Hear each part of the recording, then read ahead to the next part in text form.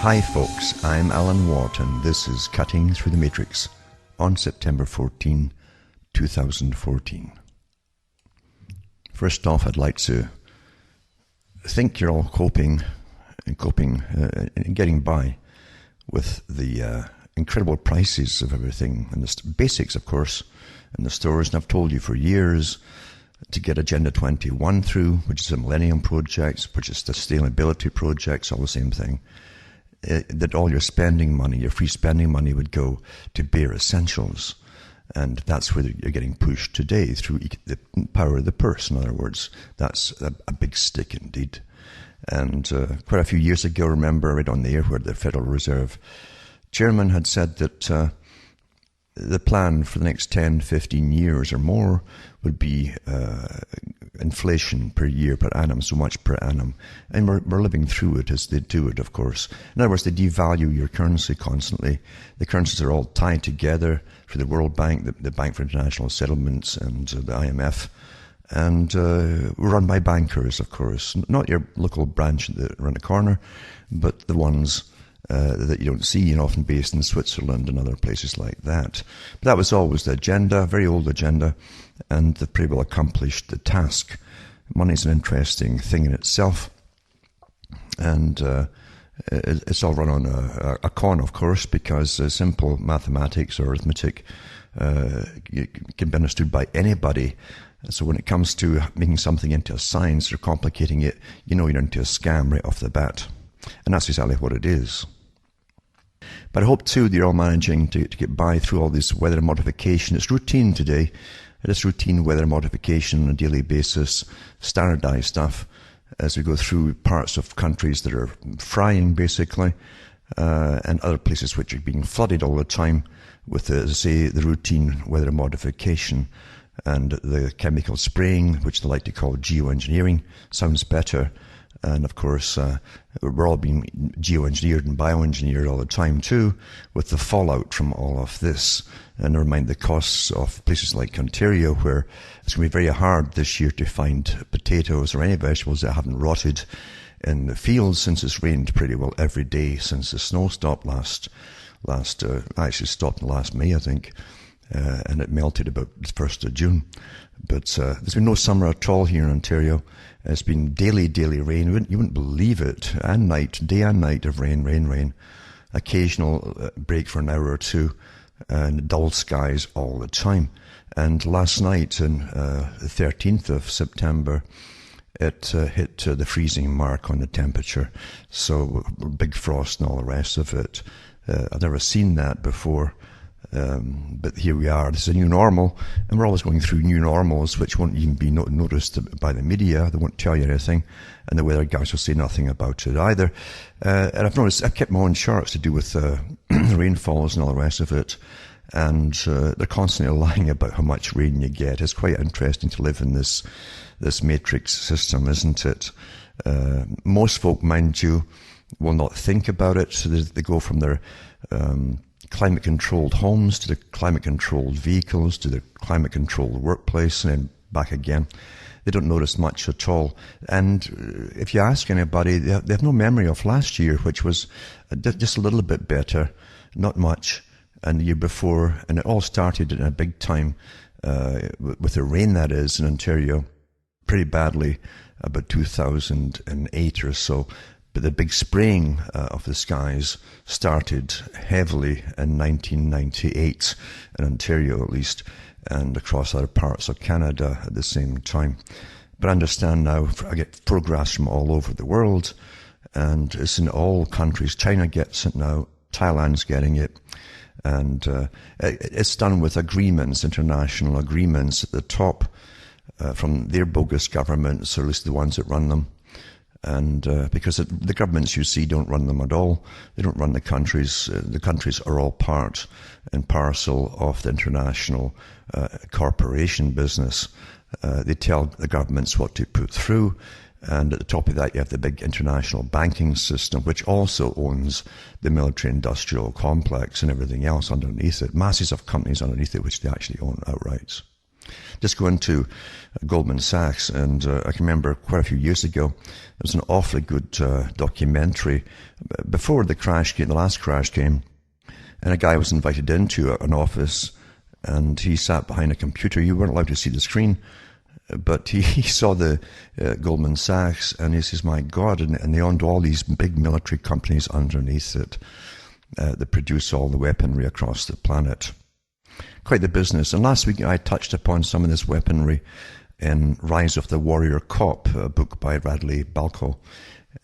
Excellent book to read. I'll read some of it tonight to review it again, because there's so many points in it that it tells you, it gives you an in-depth look at why it's happening, how it's done, how the money's channeled to different states and little towns in the middle of nowhere by the federal government.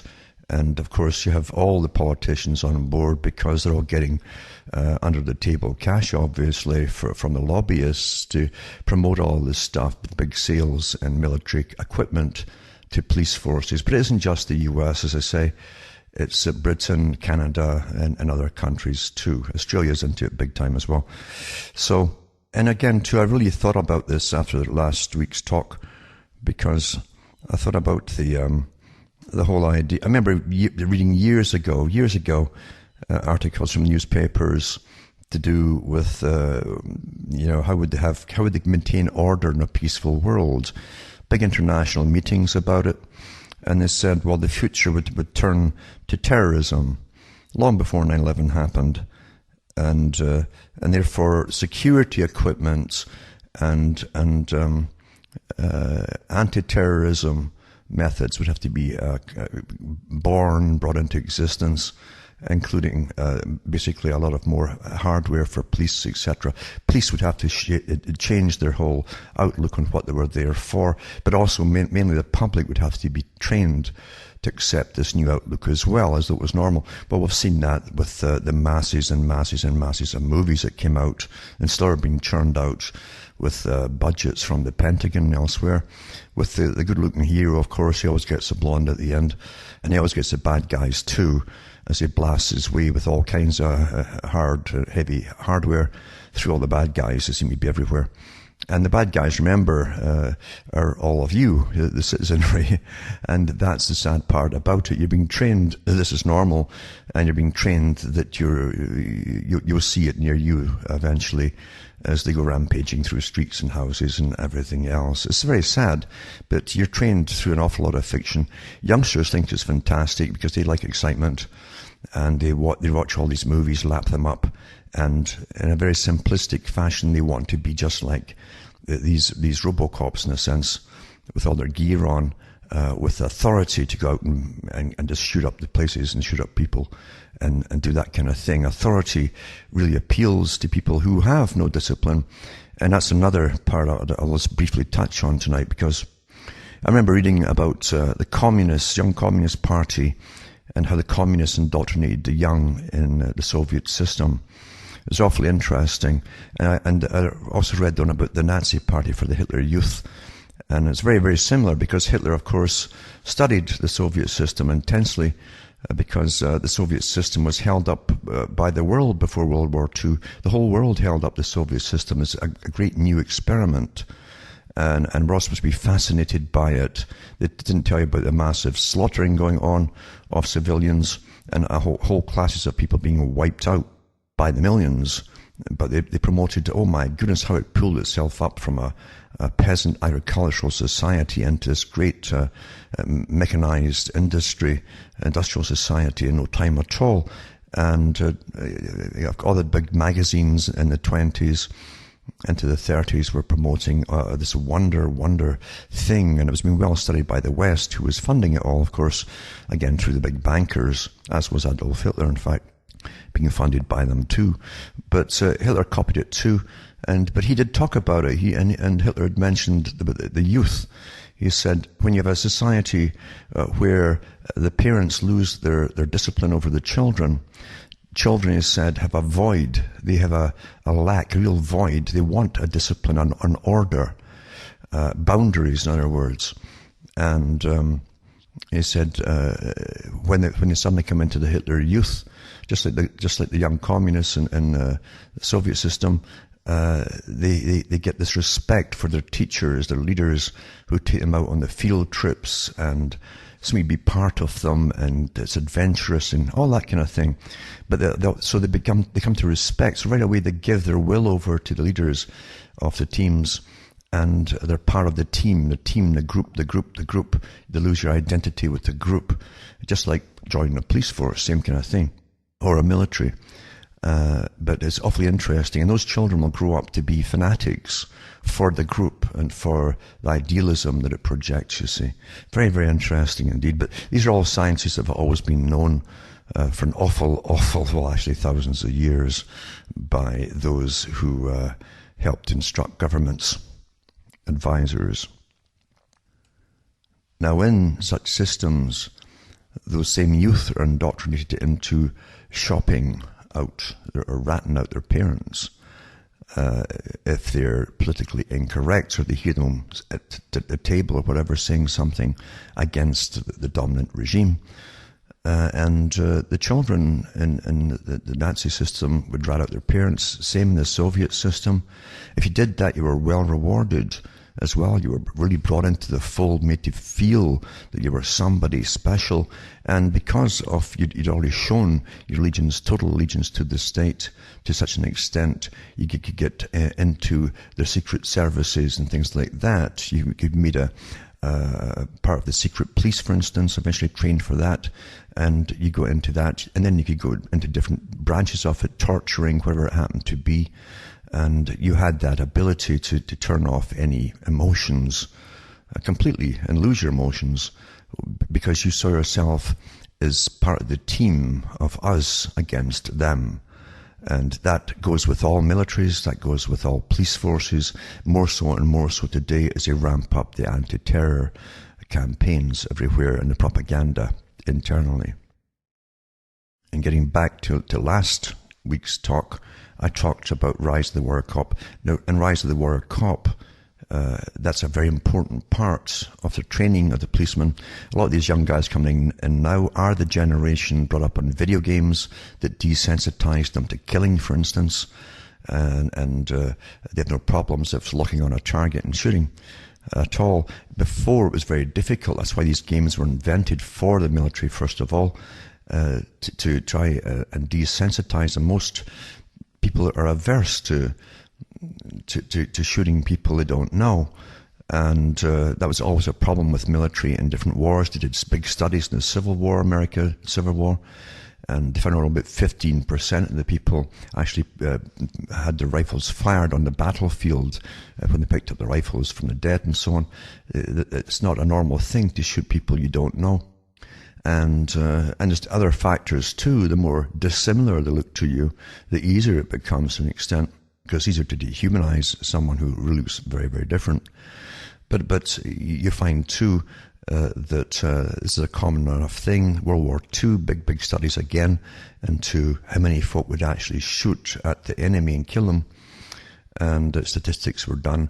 And then they worked hard after that, after World War II, to find ways to desensitize troops. And they came up with the idea of early video games to desensitize them, where you're into a game factor. The whole idea is to get from A to B or A to Z and just kill as many of these little things that come along your way. And that's how you start off until the little things become more humanoid, until they are human looking completely, and you just shoot and kill. You have a generation bred specifically for today's ongoing perpetual war, and also to go into the military, into the police forces as well, especially in the US, and it's rising in Britain as well, big time, and it's going to cross the whole so-called civilized world. This is the agenda.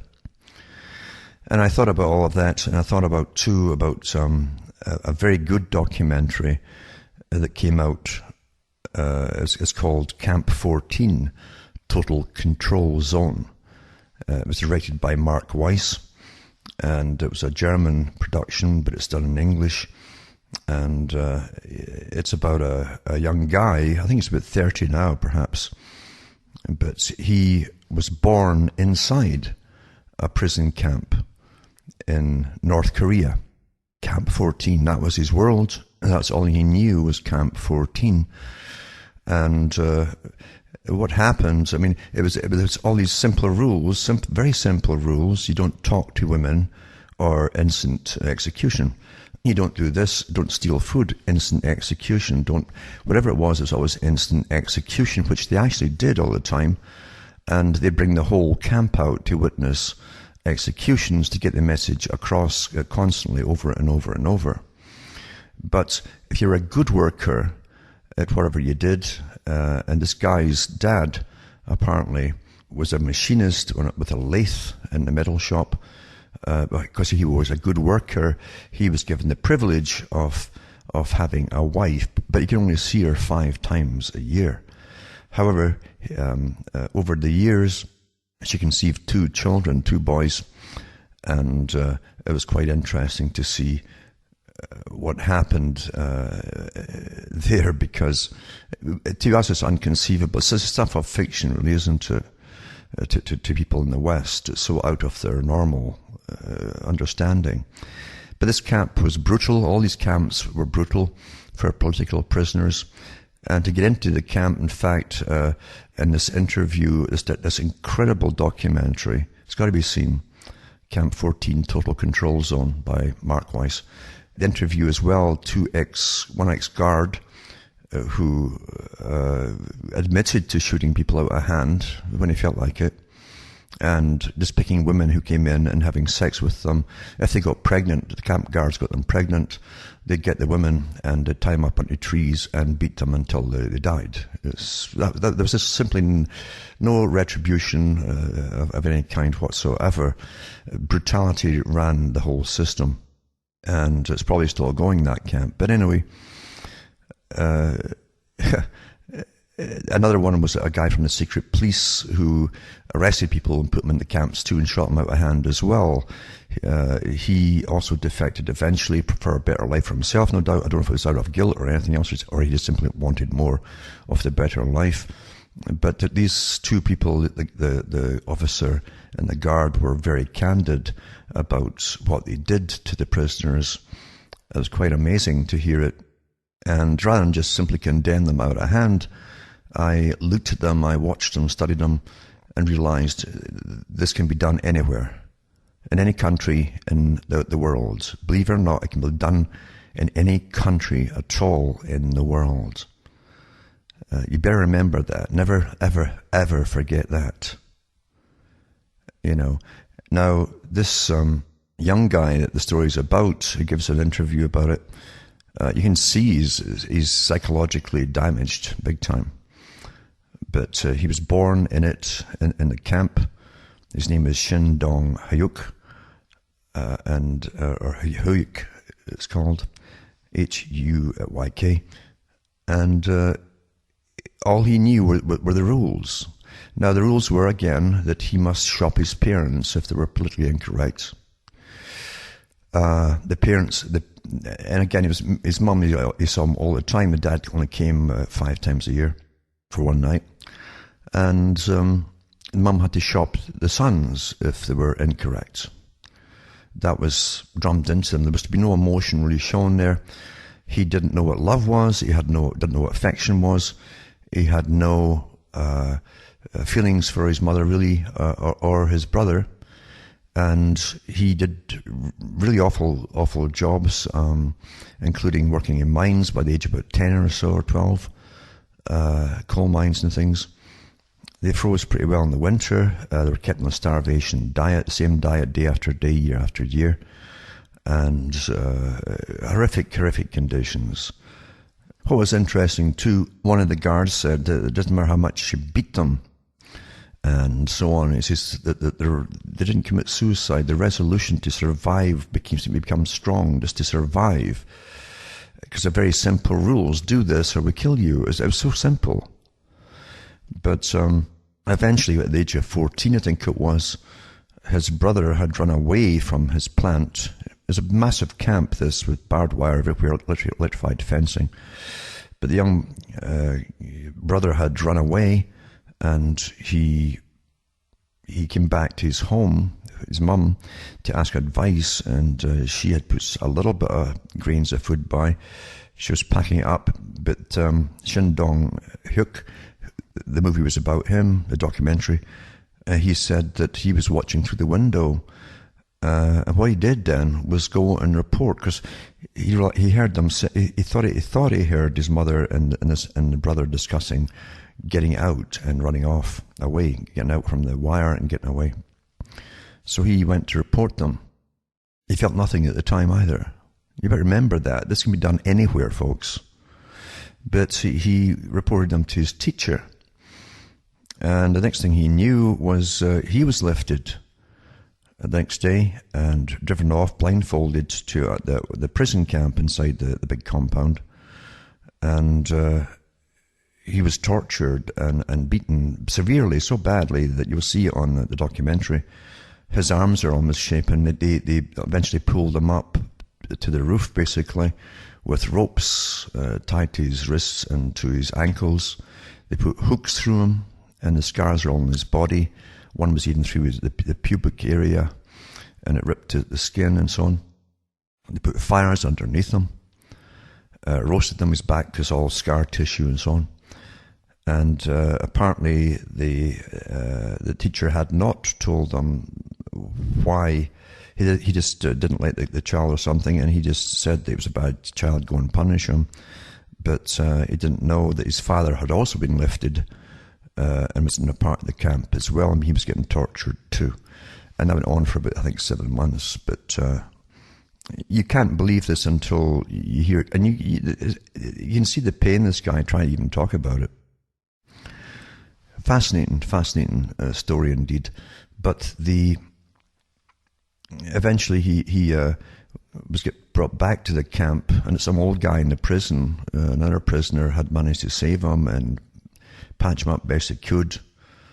I guess straighten out the bones to let him set as best he could. Then he was taken back to the camp, and that's when he saw his dad for the first time. He'd been in the camp as well. They were brought immediately to the front line of an execution, and the ones that were being executed were his mum and the brother. That's what they did, and they saw them being killed. He felt resentment at his mother for causing all of this, rather than, he's too young to understand the circumstances. All he knew was his camp. This was his world. He didn't know there was any world outside of it. I mean, you can literally bring people up, and this is all there is. This is it. This is your world. Here's the rules, follow them or we'll kill you. We'll beat you or kill you. Utter brutality. Utter brutality. No kindness shown, nothing shown. Kindness would be punished. That kind of thing. And eventually he goes through the story of how a newcomer came into the camp, told him about a world outside, and how he'd had barbecued chicken and things like that, and he couldn't imagine this, and the two of them tried to break out eventually through the electric wire. The newcomer went over, hit the wire first, got electrocuted, got killed, but the wire was pulled down his body. He crawled over the body, and he got his legs electrocuted crawling over. They're all scarred as well, because they were severely burned. And he got away eventually. He got into China. They sent him back to Seoul in South Korea. And from there, he was picked up, his story was picked up by reporters. And eventually they took him on a tour for some organizations. They're going about cruelty across the world. But you could tell this young guy will never ever have anything that we could consider normal. His mind can't adapt to the modern world. What was interesting to me at the end was when he was talking about his soul. He said he wanted eventually to go back to where the camp is, or was, if it was, in other words, maybe down the road in the future, to farm or something, just to be there. That was home. That was home to him. And he said the only time he had purity, it was a kind of double speak. He kind of wanted to be in the camp to an extent. He said, I want the purity I had when I was in the camp, purity of the soul. And I think it'd be very difficult to get proper translation, but because it's an explanation given over in a voiceover in English. But I think what he was referring to was things were so simple. He mentioned that there were simple rules, a few of the simple rules, and he didn't have to do any thinking. And remember that immediately I thought of what Charles Galton Darwin said in his book, The Next Million Years. The people won't need to do thinking. All their thinking will be done for them by the state. That's what's here now today, where you're given all your opinions. But anyway, he said that this young guy said he didn't have to do any thinking. He had no emotions either. Now he's got a burden of emotions because he didn't know what affection was before this. He didn't know that people could be kind or nice, and this is a new thing. It kind of shattered him. And he probably has some guilt too that he survived perhaps, and others. And plus he thinks his dad probably was shot after they found out that he himself had escaped. Shindong, the son, had escaped, and they probably shot the father. But a hellish existence. You don't hear much of this in the news as they tell you to start hating Arabs because they make the women wear veils over their faces.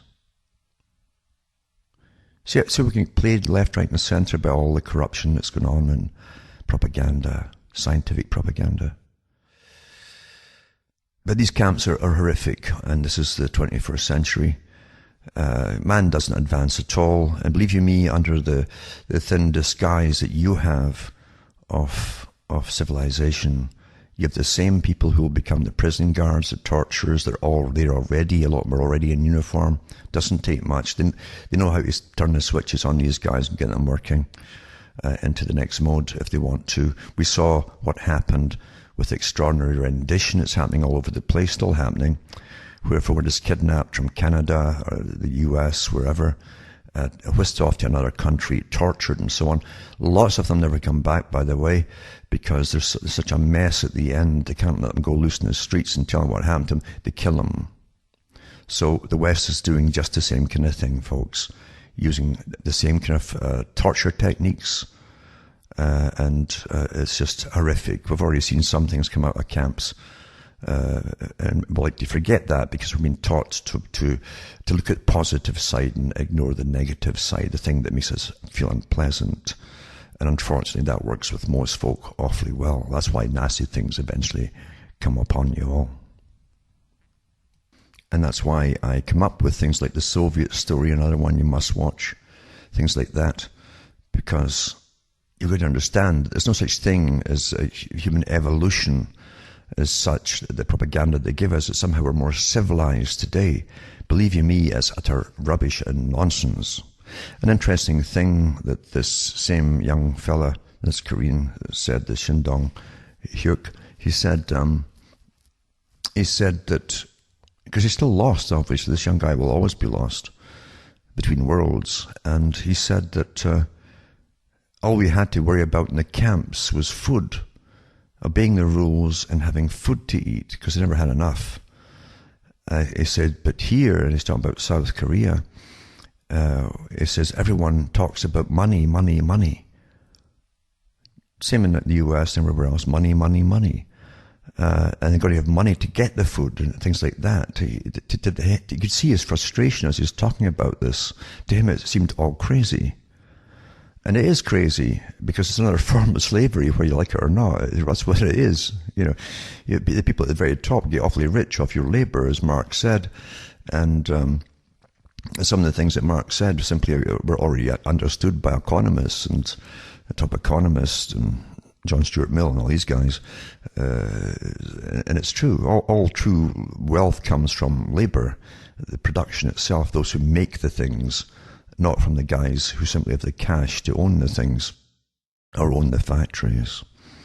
Today it's even worse than that. It's holding companies that own thousands of companies underneath them, and they don't even care about how their profits are coming in. They just tell the guys who own the companies, who run the companies, the CEOs, bring in more profits, and that's why everything you buy is garbage today. It's breakable junk garbage. We've cut corners to maximize every bit of profit. Nothing gets cheaper. It just gets cheaper made. That's all. And it's not meant to last. And eventually we'll get to the stage, and we're getting to it, by the way, where things that you buy are literally non-functioning when they're brand new, because they're made of junk. Mind you, they've also trained the public to accept junk, a gradual training process, until people literally think buying cheap plastic rubbish or vacuum cleaners or about half a vehicle, a car, a brand new car, with all its junky little cheap chips in it, is all quite normal, and they'll pay $1,000 a time to get a new chip in here, there, everywhere. There's just chips everywhere. It's just incredible how they've trained the public to gradually, over a span of 40 years, to accept junk. But anyways, I say economics is another form of slavery. And Charles Galton Darwin, in his book, and other ones too, Brussels, all these boys, go into the same thing, that the power of the purse is very mighty, backed up with law, the coercion to obey and pay up this and pay up that for new fees, taxes, whatever it happens to be. And you can just jack up the prices of food, etc., and make it more difficult to survive buying meat. That's another thing too. This thing at Camp 14, meat was pretty well non-existent for them, except for the rats that they could catch in their little huts, and they'd cook them and eat them. That's all the protein they could get to hold. It's interesting to me to see the massive propaganda coming out today with meat's going to be scarce for most folk in the future. And I mean most folk, not all of the big ones at the top, and the civil servants and bureaucrats and so on, or the cops or the military and so on. They'll get the meat all right, but for the peasantry to be down to eating crickets and munched insects and all this rubbish. The BBC apparently just did a 3-part series on this to make sure you get an idea of how wonderful it will be with all these proteins we'll have from all these different things that you wouldn't think of eating before. We're trained like, it's so darned easy. We're trained by our masters, aren't we? And you've always got the greenies, a generation of greenies born and brainwashed to be part of a movement to save the world, save the planet, to promote it all. And although their leaders, mind you, will be eating plenty of meat at the top, I can guarantee you that. But the little, airheads at the bottom will be dutifully eating their rice and their soya and all the rest of the junk without any protein. Now we'll get back to the war on drugs, as I say, which is, I knew a long time ago, many, many, many years ago, I knew it, that this was partly an excuse to create an internal army in the world, across the world. And remember, presidents and prime ministers don't say something like don't declare a war on anything, and unless they mean that it's a war on something. Remember, wars often suspend rights, constitutions, things like that. And this is the reason for it. This is part of the reason for it. But you must get you must get some kind of excuse for getting a massive internal army built up, because down the road, and they knew back in the days of Nixon when he started up the FEMA bunch and so on, they knew, and because they work on behalf of the masters, way above them. As they went to globalism and economies went down and all the rest of it, they'd have eventual riots down the road. And they want internal armies to deal with it. But what would they use them for in the meantime?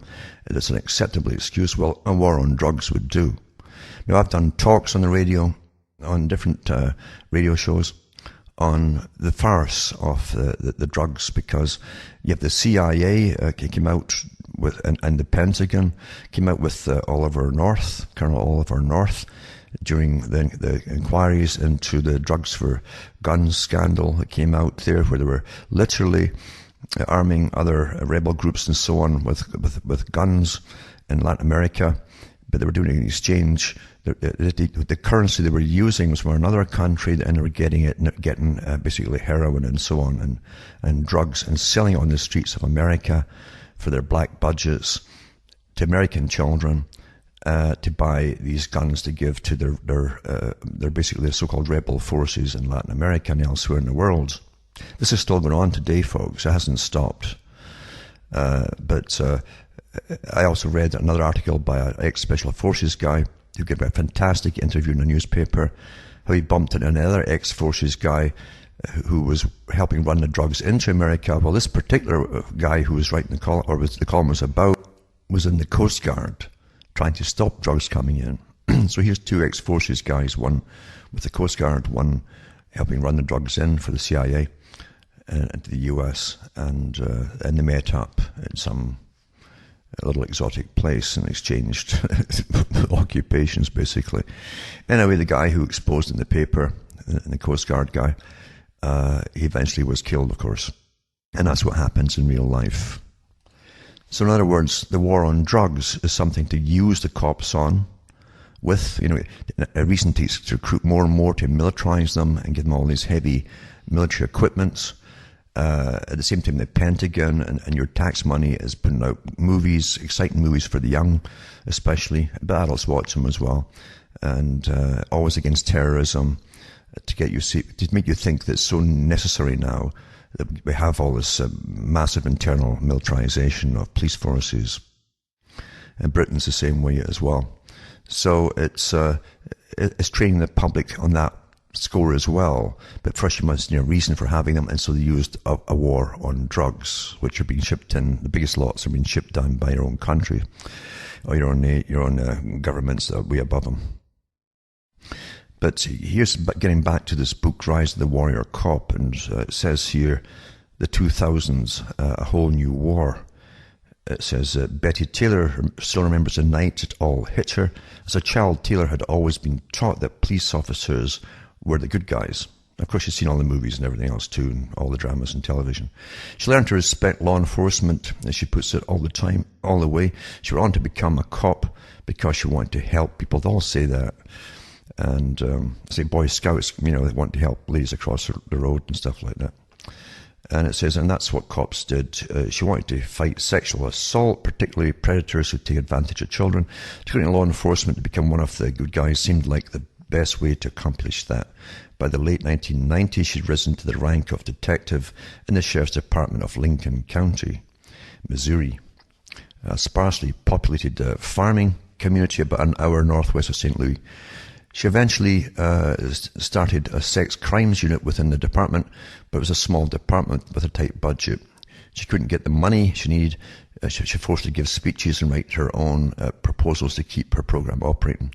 What troubled her was, while the sex crimes unit had to find funding on its own, the SWAT team was always flush with cash. The SWAT team, the drug guys, they always had money. Taylor said they were always state and federal grants for drug raids. There was always funding through asset forfeiture. That's a big part of it, by the way, because they copied this from the Soviet system. I hope you understand that. Everything's happening in the US and Britain and elsewhere. It was all copied from the Soviet system. The cops who would raid people's homes would steal everything in the place, and they could put it up for auction, but they split it amongst themselves usually and help fund their own departments as well. So it was very lucrative to them to do as many raids as possible, same as it is in the States. But it said here that they always had money, and they got all the big grants from the federal grants and so on, and the state. There was funding through asset forfeiture.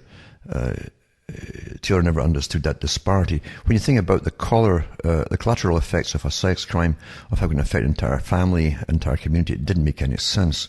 The drug users weren't really harming anyone but themselves. Even the dealers, she found that much of the time, were just people with little money just trying to get by.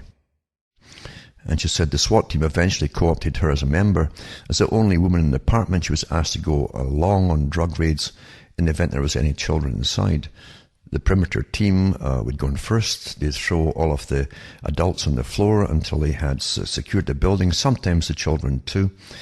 And by the way, they put gun sale at the heads of the children as well, but that's the standard in all countries now. And it said then they'd put the children in a room by themselves, and the search team would go in. They'd come to me, point to where the children were and say, you deal with them.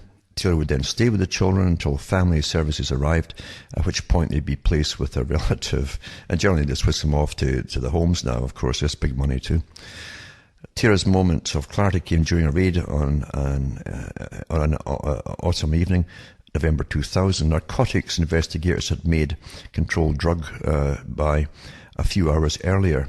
So that was it was a sting operation, and were laying plans to raid the suspect's home. The drug buy was in town, not at the home, Taylor says, but they'd always raid the house anyway. They could never just arrest the guy on the street, which of course they could, but they never did it. And they always had to kick down doors. They liked to kick down doors. But just 3 hours between the drug buy and the raid, the police hadn't done much surveillance at all. SWAT team would often avoid raiding the house if they knew there were children inside. But Taylor was troubled by how little effort they put into working out or finding out that kind of information. 3 hours is nowhere near enough time to investigate the suspect to find out who might be inside the house. The afternoon that the police had bought drugs from the stepfather of 2 children, ages 8 and 6. Both were in the house at the time of the raid. The stepfather wasn't. They did their thing, Taylor says. Everybody on the floor, guns and yelling. Then they put the 2 children in the bedroom, did their search, and then sent me to take care of the children. Made her way inside to see them. When she opened the door, the 8-year-old girl assumed a defense posture, putting herself between Taylor and her little brother. She looked at Taylor and said, half fearful, half angry, "What are you going to do to us?" Taylor was shattered. Here I come in with all my SWAT gear on, like Darth Vader, dressed in armor from head to toe, and this little girl looks up at me, and her only thought is to defend her little brother, I thought. How can we be the good guys when we come into the house looking like this, screaming and pointing guns at the people they love? How can we be the good guys when a little girl looks upon me and wants to fight me? And for what? What were we accomplishing with all of this? Absolutely nothing. Taylor was later appointed police chief of the small town of Winfield, Missouri. Winfield was too small for its own SWAT team, even in the 2000s, but Taylor said she'd have quit before she ever created one. Good policing work has nothing to do with dressing up in black and breaking into houses in the middle of the night. By the way, it's the same thing they do it world over. That's what Stasi did in East Germany. That's what they did do in North Korea. You heard the guards talking about it, busting in the middle of the night. And it says, it's breaking into the house in the middle of the night. And the men, mentality changes when they put on the SWAT team, when they put on their gear. I remember a guy I was good friends with, it just completely changed him. The us versus them mentality takes over. You see that mentality in regular patrol officers too, but it's much, much worse in the SWAT program. They're more concerned with drugs than they are with innocent bystanders, because when you get into that mentality, there are no innocent people. It's really us against them. Them's all of you, the whole population out there. You're special. You're in your Darth Vader suit and all your armor. You're black, you're menacing. You're covered, your gear's always black and menacing. It says there's us and there's the enemy. Children and dogs are always the easiest casualties because they can't fight back, right? Quite something. But it's so sad. It's so sad what's been allowed to happen. And this book too, by the way, you got to get this book because it was through so many of the botched raids where they were using informants who simply made up the stories on people, and they would do dozens and dozens of raids, regardless if the informant was lying, and they'd bust and smash up all these houses, dozens and dozens of them, some of these teams, before they'd eventually get rid of that particular informer. There was one sad case where they busted into someone's home. It was the wrong address. That happens often too, especially when they have maybe 10 raids that night to do. I mean, this is what they accomplished. You understand, when you create any government bureaucracy, they must start to feel it might get their importance up there, or they might get disbanded. It doesn't matter what they get the start up for. As bureaucracies are the same, and they must expand and expand and expand to show their bosses how important and necessary they are. So they create more work than you can believe. But there was one botched one, as I say, and they came in, threw the guy on the floor, middle of the night, threw the child on the floor, 11-year-old boy, and put guns to their heads and all the rest of it. And I think the guy's wife was there too. All had guns to their head, and the one that was holding the little boy on the floor, who wasn't moving, fired his shotgun. point blank hit the boy's head, blew his head off. This is happening across civilized countries, and you've been taught that it's normal. There was no drugs there. It was a mistake, wrong address, the whole bit, which it happens frequently. Now, the senators all know this in the US, but they're all for this program because their bosses above them tell them. Plus, they're getting big money from the lobby groups, from the military-industrial complex to sell all the tanks and everything else they're getting there. The heavy military equipment. Because as I said earlier on, years ago they said what they're going to do when they run out of wars.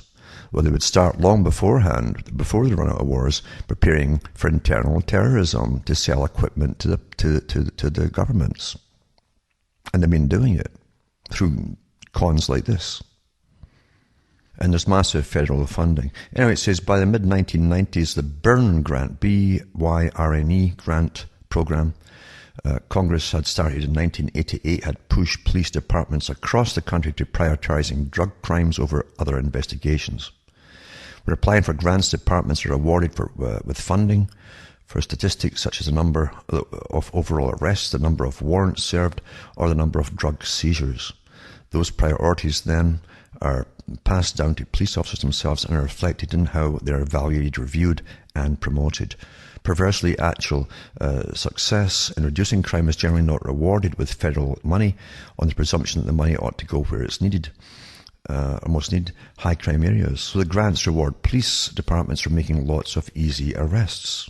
That is, low-level drug offenders, and lots of seizures regardless of size, and for serving lots of warrants. When it comes to tapping into federal funds, whether any of that actually reduces crime or makes the community safer is irrelevant, and in fact successfully fighting crime could hurt a department's ability to rake in federal money. Money, money, money. It all comes down to money, doesn't it? But the most harmful product of the Byrne Grant program may be its creation of hundreds of regional and multi-jurisdictional narcotics task forces. That term, narcotics task force, pops up frequently in the case of studies and horror stories throughout this book.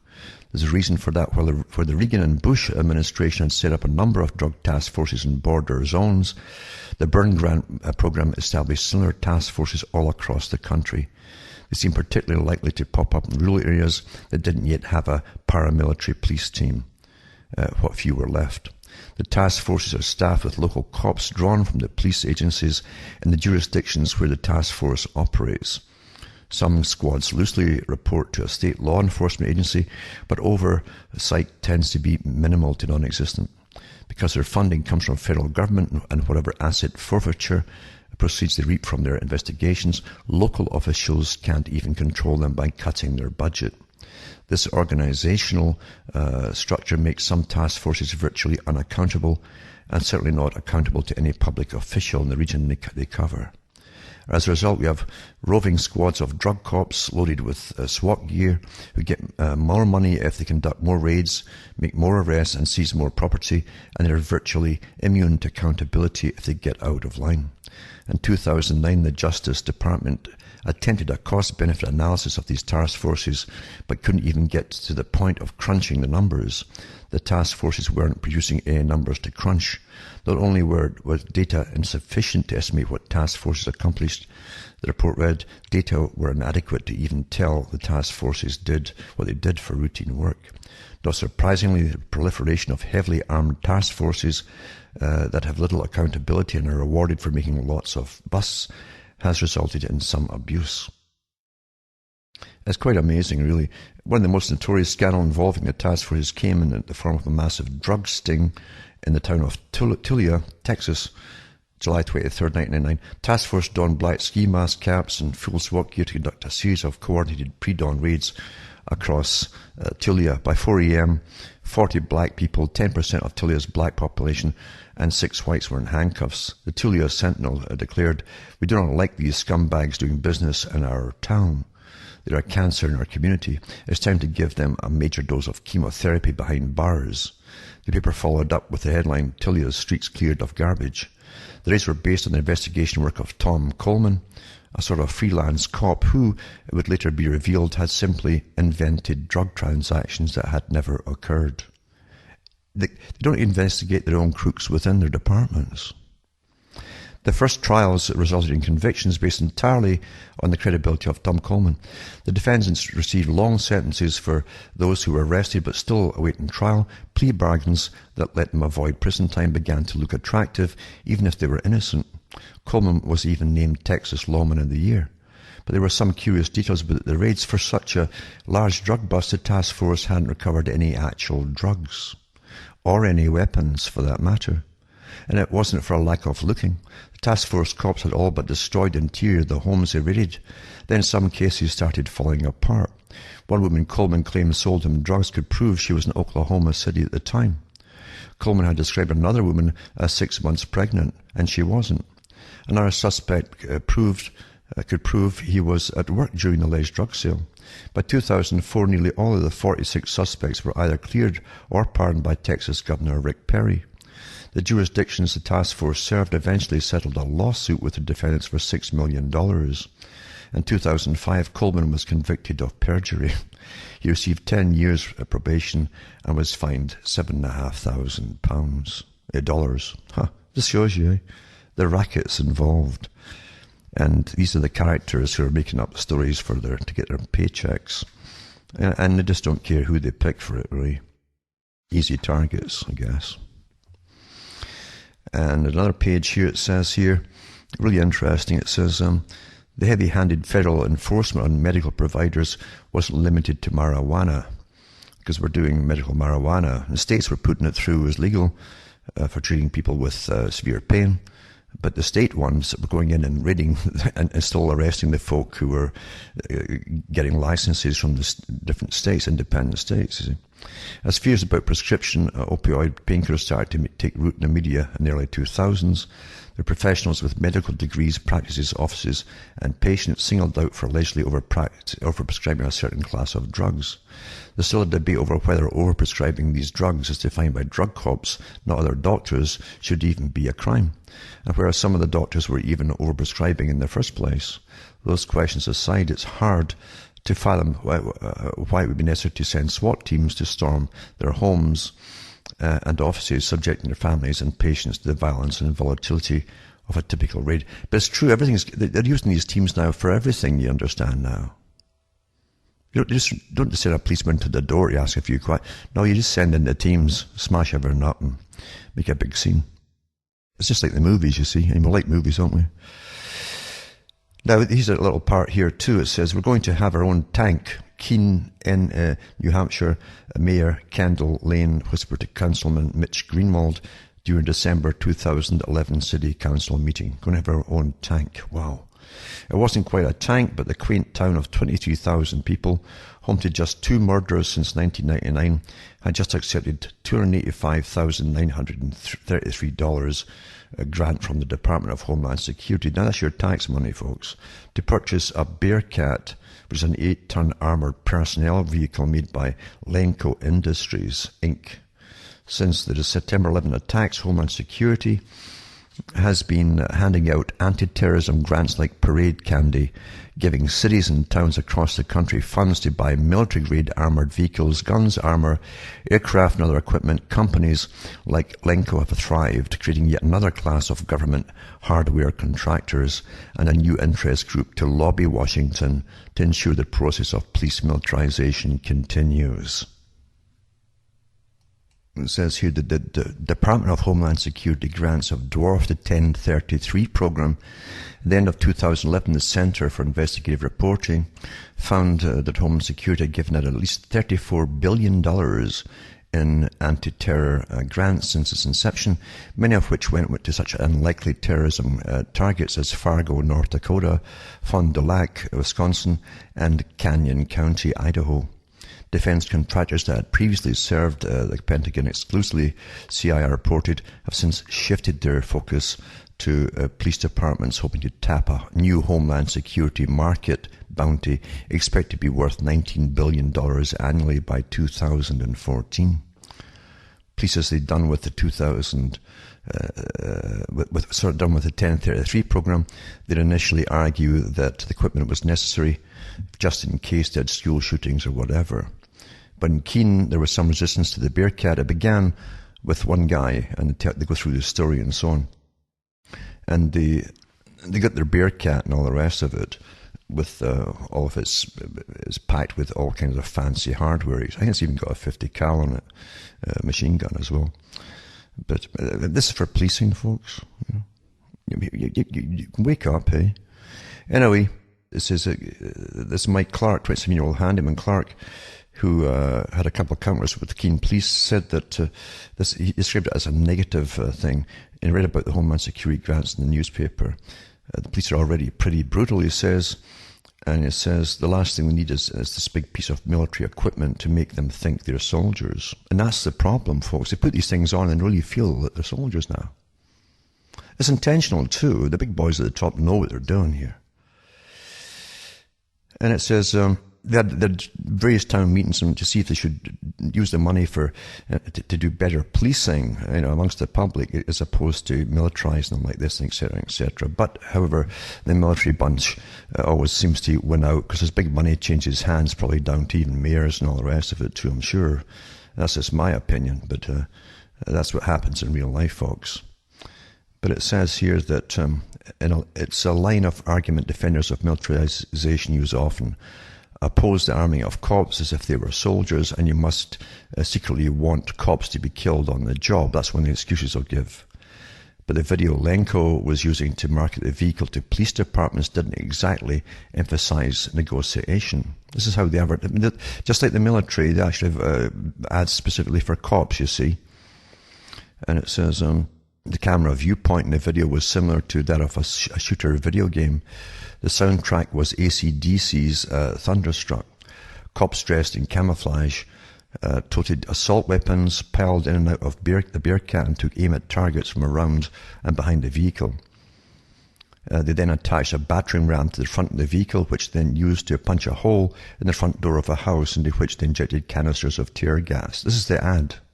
It says the company Lenko wasn't stupid. Chosen images and music used in the video because they felt it would appeal to those police departments in the market for a Bearcat. Dori O'Meara, 13-year-old resident of the town, told me Keene is a beautiful place.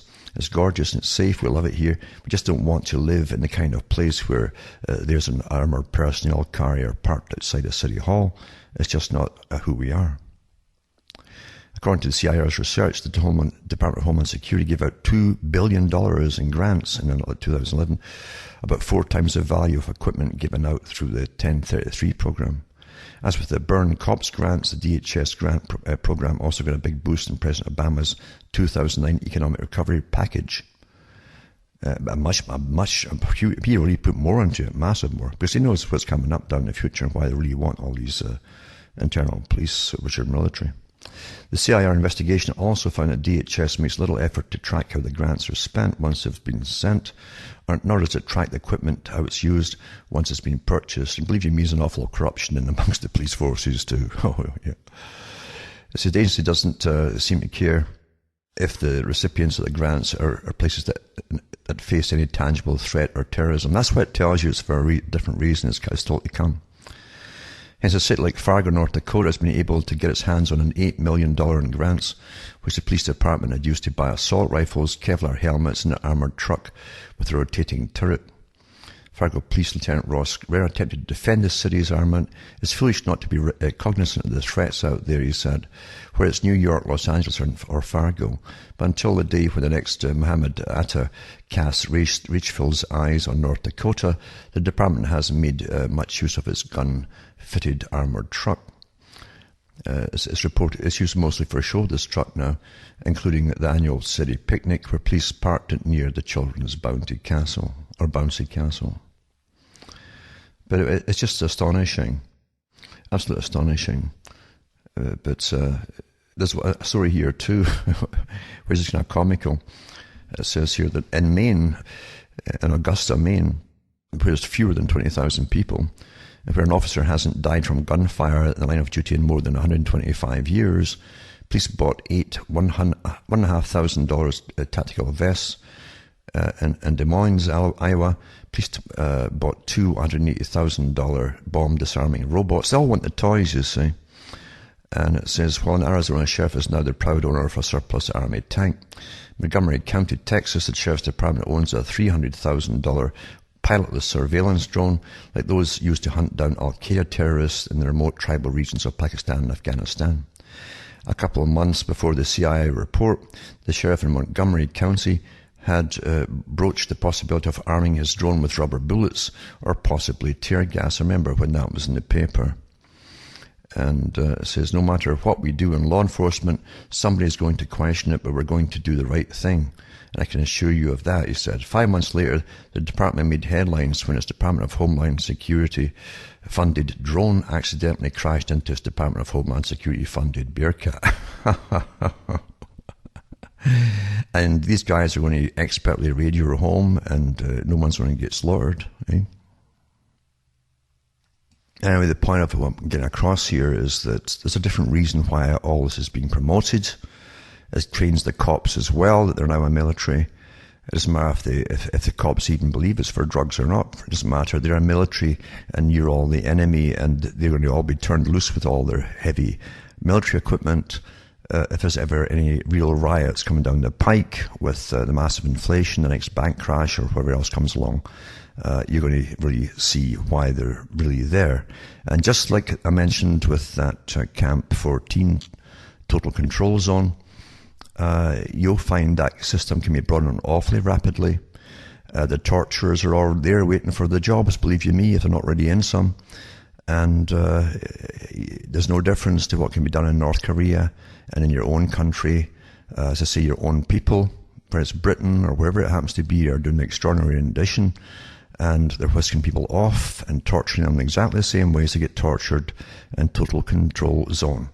And they slaughter the people as well at the end of it, rather than have them loose on the streets and getting sued over it. So they just kill them. Very simple.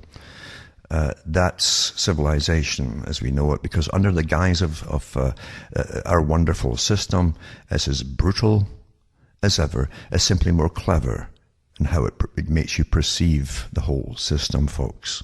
It's more clever. But you can see it reverting right back to open the raw grossness of it all in a very short time, if need be. Believe you me. Sad, sad, sad. Human nature hasn't changed. Really hasn't changed at all. And there's no shortage of folk who'll do the slaughtering and for the government, and slaughtering and torturing in any country on this planet. Any country on this planet, folks. There's no shortage of the people who'll do that, and they get into the mindset, and they'll convince themselves as they're doing it, it's their right to do it. These people are scum for speaking out against the system or whatever it happens to be, and that's what they use for excuses. It's sad, isn't it?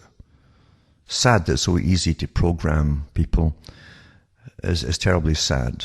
As I say, remember that movie and the documentary came out from the prison experiment, Stanford prison experiment, and the movies that made the control factor. You become your job when you put on the uniform. Doesn't matter what job you're in, you become that darn job. But you put them into a uniform of authority, and the person literally changes their whole personality. It goes to their head. That's why police should never be dressing and behaving as military dress and behave. Military are created to go out there and kill people. That's their job, folks. That's their job. That's it. And do you really want that, walking around your streets and busting in your homes in the middle of the night, as they're doing, and it's all over the States now? And as I say, you got to get the book Rise the Warrior Cop, because believe you me, you just look at the front picture on the page there, and it's just like something out of Star Wars. I knew when Star Wars came out, I said, this is for the future. I didn't see it till years later because I didn't want to see it in the first place, but it's pure propaganda, and you're programmed through the movies, of course, for what's to come. And it's here. Unfortunately, it's here, isn't it? And we get entertained into oblivion through indoctrination, through fiction. Youngsters want to be the guys dressed up like RoboCop. You don't have to go searching to find people who will do this or search for torture. They're there, folks.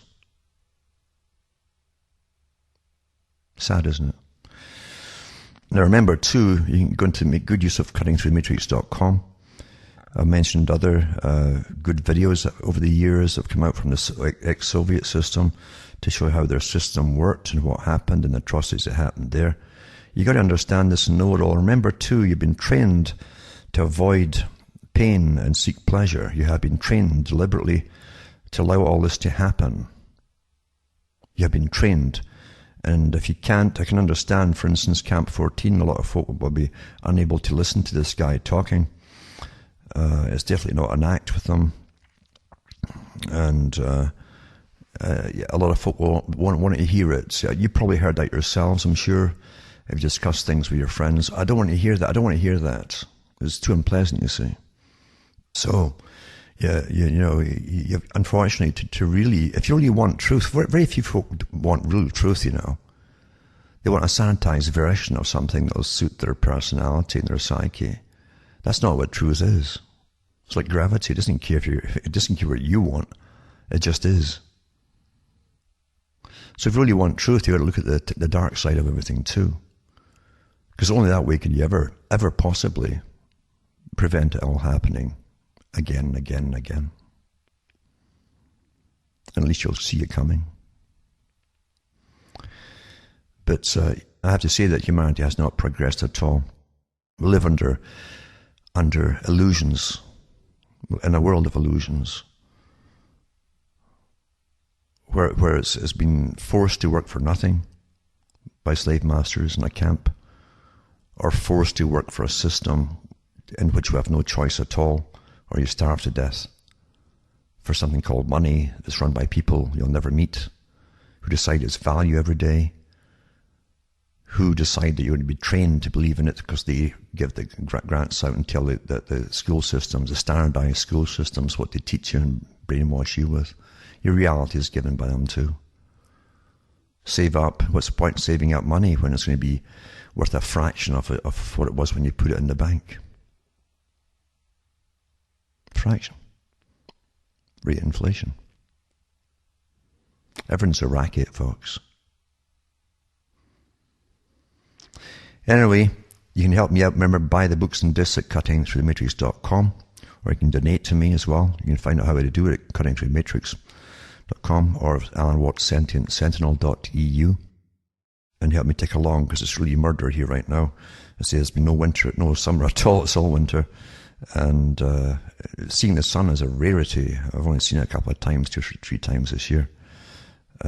And now I've already got, at night it's now the freezing temperatures already, which is unheard of, but we know it's to do with their chem spraying and or as they call it, geoengineering, which is this routine weather control now. It's routine, daily routine. We live in illusions, and we don't want to see the bad side of things. They say the naive are the first to go, don't they? They crack up because they can't handle the bad news when anything bad actually really happens. They live in the Disneyland. That's it. They choose it, in fact. But it's up to you where you want to be. Remember, as I say, send me a few pennies here and there. Help me to get by here. And I live a lot lower standard than most of you out there. And it's my own fault. I do this by choice. I wanted to come out and really wake people up. A lot of talk show hosts have made stacks of videos using my stuff and the material. So at least I've changed the way the whole thing was going quite a few years back, and brought more information on the table, which has to be discussed now. From Hamish myself from Ontario, Canada, it's good night, and may your God or your gods go with you.